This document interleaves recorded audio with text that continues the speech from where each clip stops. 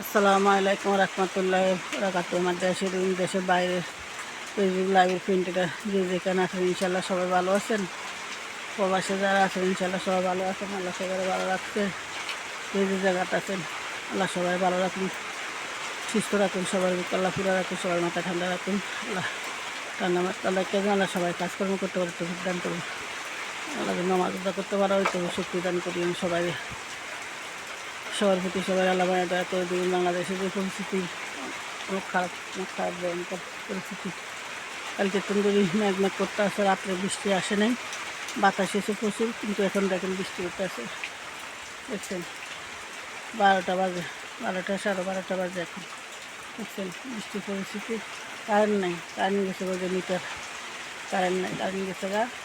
এই যে দেখেন বাতাস হইতে আছে প্রচণ্ড।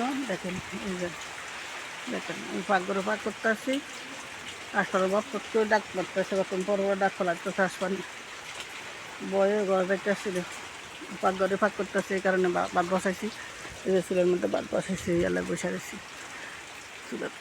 দেখছেন কী অবস্থা বাংলাদেশের অবস্থা। দেখেন আমার লাইভের ফ্রেন্ডেরা, ফেসবুক লাইভের ফ্রেন্ডেরা, আমরা অনেক ভয়ের ভিতরে আছি। বাংলাদেশে একদিকে জ্বালাইতে আছে বাংলাদেশ সরকারের, যে নিয়ন্ত্রণ করতে পারে না, কোনো কিছু করতে, সবাই দেখতে আছেন কী হাল অবস্থা চলতেছে বাংলাদেশ। আনাচে কানাচে আর বাদ নাই, মারামারি কিলাকিলির। বাংলাদেশের তো এই জিনিসটা যাইব না, কোনো সময় মিলব না। যে কোনো নতুন সরকার আসছে এখন বর্তমান যুগে, আগে যে কোনো যে সরকার আসছিল মহিলা হয়ে উনি বাংলাদেশ পুরাটা আপ করে রাখছিলেন, পুরাটাই মানুষের সুবিধা অসুবিধা দেখছিলেন, গরিবের মায়া দেওয়া বুঝছিলেন। এখন বর্তমানে সরকার আসছে 2 মাস 2.5 মাস, কোনো পরিবর্তন কোনো কিছু মানুষের দেখতে আসে না, কোনো পরিবর্তনই নেই। বাংলাদেশের মানুষ অনেক কষ্টে জীবন কাটাইতে আছে। সব দিকে নাই নিরাপত্তা, মা বোন নাই নিরাপত্তা, কোনো আত্মীয় স্বজন, একজনের টাকা যেমন আরেকজন দখল করে খা। বিচারের লাগাইলে কোনো বিচার পায় না, কোনো কিছু পায় না।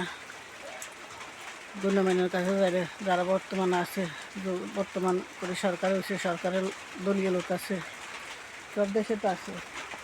বাংলাদেশে আনাচে কানাচে সব দেশে তো লোক আছে।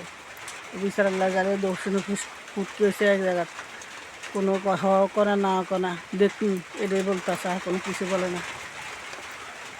আমার পাক বাগান করতে পারি না কতটা দিন, আমি মাড়ি চুরি কাটা ফালাই থুই দিছি।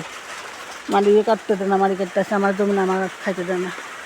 আমার দখলে আছে। আমি আমার পূর্বকালে দাদার দিনের সম্পদ, দাদার বাপেরা সম্পদ, আমরা অংশীদার।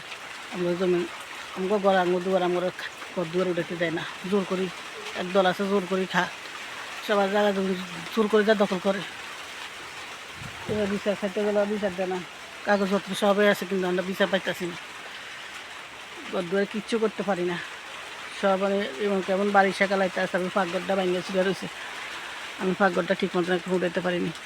মাড়ি চুরি কাটাইতেও দেয় না। ওই যে আমি মাড়ি কাটছিলাম, এই যে আমার ঘরে এই পাকঘর, এই পাকঘর লগত আমি মাড়ি কাটছিলাম।